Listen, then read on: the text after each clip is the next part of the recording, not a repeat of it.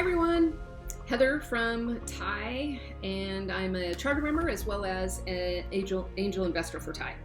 So I'm here to talk to you a little bit about pitching, and I'm going to be giving you some tips on how to make the most out of your pitch. There are two objectives of any pitch that you do, and keep this in mind. First is, what is the problem you are solving and who are you solving it for?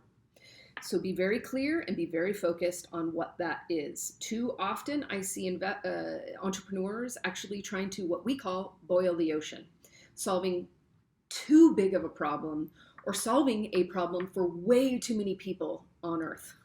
So be very focused. Second is, how big is this problem in the world? And the investors want to know it's a big problem. So making sure you're very articulate about both of those are going to help win you funding in the long term. So let's get down to business. This is a really good outline for a pitch. Now, over time, as you do this more, you're going to get more and more comfortable with building a story that you feel natural presenting. But this is a really good rule of thumb in how your pitch should flow. So we're going to go through each one of these. I'm going to give you a couple tips, and then you'll be off and running. First, intro. Easy, right? So this is all about you. Who are you? Be passionate about your story.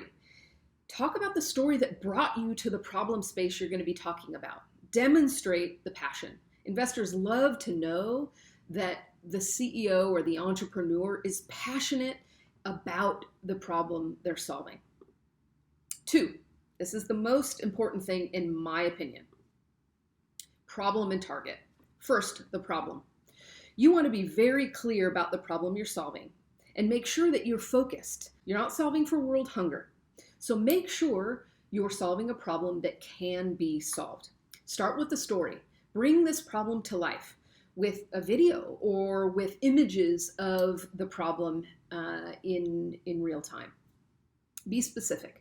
One of the biggest challenges I see as an investor is that entrepreneurs try to solve a problem that's just way too big, or they've got multiple problems glommed into one, which makes focus almost impossible, which means money is just being thrown away. So you want to make sure that that perception doesn't happen. The second is the person or the target market you're solving it for. So you could solve it for multiple markets in the long term. But what you want to demonstrate in the short term is a focus. Who are you targeting now? Who's experiencing this problem now that you're going to start with? Bring that person to life. Demonstrate how big that market, that smaller market is, but then also show the progression. We'll talk about this in a couple minutes. Show the progression that even though I'm focused on this target market first because of X, Y, and Z, the data says this is what I know about this customer, this is why I'm solving for them first, but the application of this product or service can actually be applied broadly as I think about evolving this product or service over time. So again, demonstrating the evolution of your target, but starting with one first and bring them to life. Show who this target is. Next, your solution. So show it. Either show it in real time if it's a tangible product, show the application in potential video, in photographs, show why or demonstrate why it's going to win versus your competition. And demonstrate why it's going to win. If there's nothing like it in the market, demonstrate why it's going to win and solve the problem that you're solving for that target market we just talked about. Again, show the progression. If this is a solution that can be applied to multiple applications, show that progression from here's what I'm focused on first, and then broadly, as I add maybe this feature, this can be applied to this problem and this target market. Right?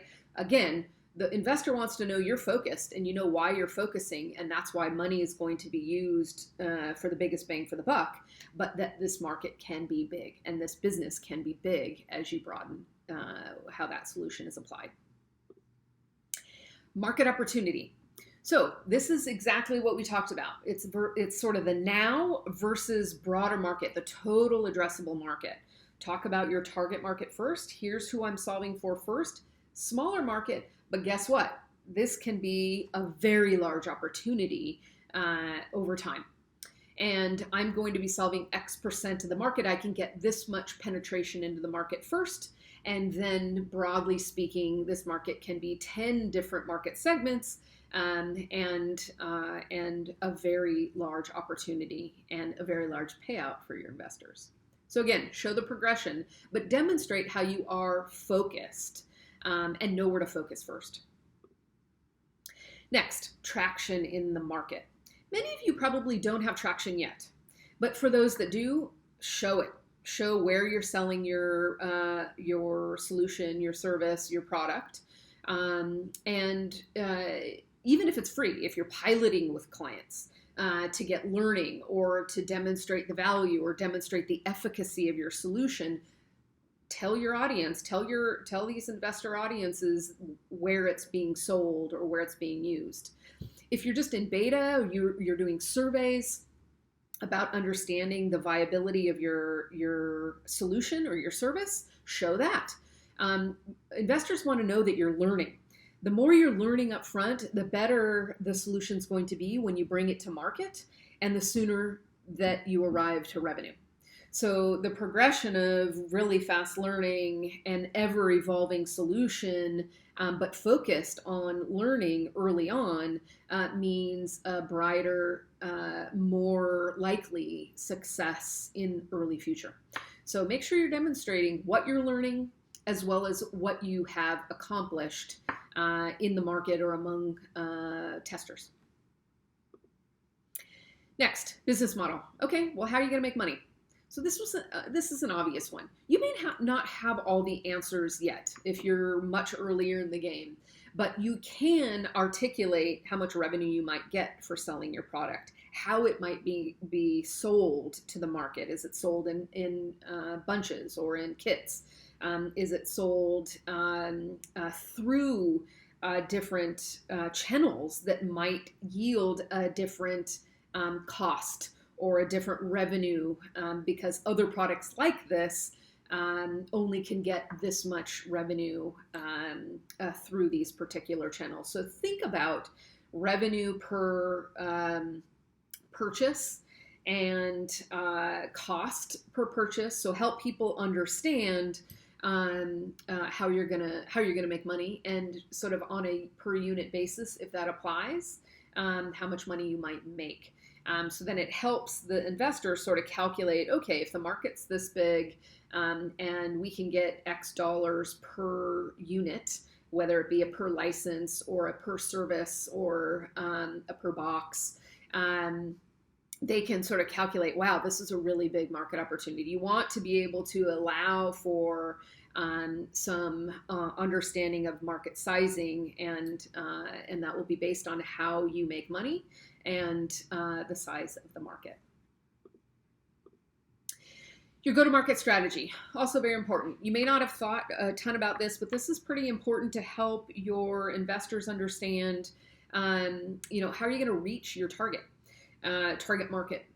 So do you have to go through a third party? Do you have to go through a value-added reseller? Do you have to go through retail outlets? Do you have to go through a third party like a doctor? Do you want your doctors to recommend or refer or prescribe your solution? There are many things to think about when you're bringing your product and getting it into your users or your customers' hands.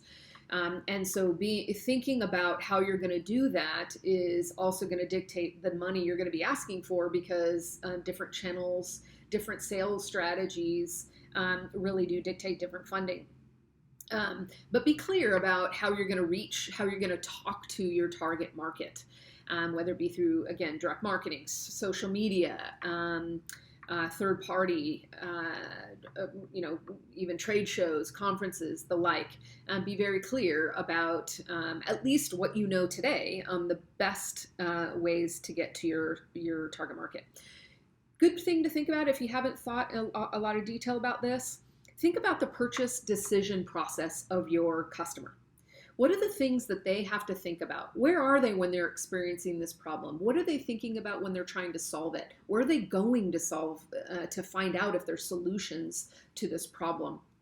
That will help you think about your marketing strategy and how to articulate it. I often love to see entrepreneurs say, the decision process for these users is X, and we're going to meet them here in their decision making process, and this is what it's going to cost us. So that might be a helpful way of thinking about it.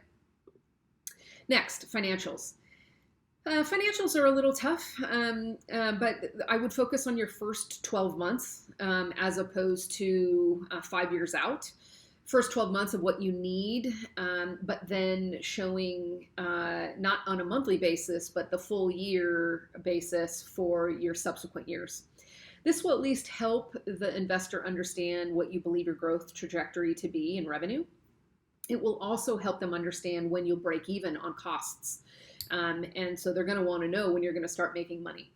So those are the couple things that I would think I would keep in mind as I'm developing financials. You're not going to want to divulge all of your accounting here. You want what we call a profit and loss statement. So keep it simple, but providing an understanding of how you're going to ramp, when you're first going to get revenue, how it grows, and when you break even. Those are, and when you're going to start spending a lot of money. So if you can show those 4 sort of milestones to help the investors understand sort of the ins and outs of your spending and your making, that'll be helpful. Competition also pretty helpful. I often am skeptical of entrepreneurs that say, "Oh, we don't really have a lot of competition. There's really not much out there." I beg to differ. In every solution that you're bringing to market, there's alternatives. There's substitutes. Make sure you're clear about who your competition is and how you're going to win against that competition.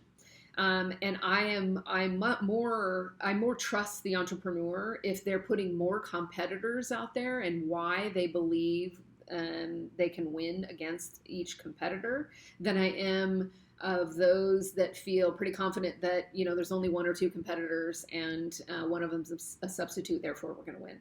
So be upfront about this. And think about the dimensions by which they're competing. Is it based on ease of use, affordability, the technology itself, or is it a substitute? Be thinking about sort of the competitive environment and put it in an easy way that investors can understand. A lot of times I also see competitors across the top in like a table, and then key factors in the customer experience or the service experience and where you win against competition. And where they win. Be honest about it, right? Where are you going to compete against these competitors? It's okay if you're going to lose on something if it's not as important to the user, because you're going to outrun your competition on this particular issue, because that's the most important thing to your customers. So anyway, this is a biggie. Team. Make sure your team demonstrates that it can tackle the big challenges that will be in front of you in the business. So, the entrepreneur, you as a CEO, have experience in this problem space, not only passion, right? You want to have experience here. And if you don't, then you want to bring in somebody or demonstrate that you have somebody that's on your team, maybe not 100% employed, but an advisor that's with you every step of the way, that's helping you with this. And that will stand up and say, yes, I'm going to help this team. The other is, if there's a particular function within the business that is particularly critical in order for you to succeed. So if you're trying to manufacture a product, then you're going to demonstrate that you've got some manufacturing help on your team.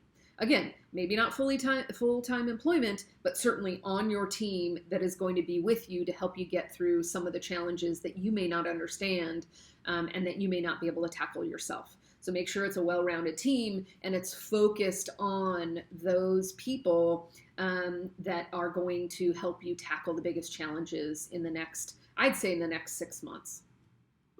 And finally, the ask. The ask is the pinnacle of the pitch. What do you want my money for? So talk about the big chunks, right? Is it development? Is it hiring one developer? Is it hiring a salesperson? You don't need line item detail, but you want the big chunks of things. In order for me to build this product, I need to hire 5 engineers, or I need to outsource, and it's going to cost me $100,000. Or I've already got it in market and it's being tested. Now I want to bring it. I already have it in test, but now I want to bring it to market. So I need $500,000 for X campaign, a salesperson, and a marketing person, right? So be clear about the ask that you're looking for, that enables you to get to the financials that you demonstrated. You want to make sure those are connected. If your ask doesn't reflect what you've put in your financials, it gets confusing, and then they start to poke holes. So make sure that you're just you're looking at both your ask and how it's enabling you to meet the financials that you articulated. So with that, I wish you good luck and have fun with this. You guys are doing stuff that not many people do, and you're breaking new ground, and I love it. So good luck and have fun. Bye.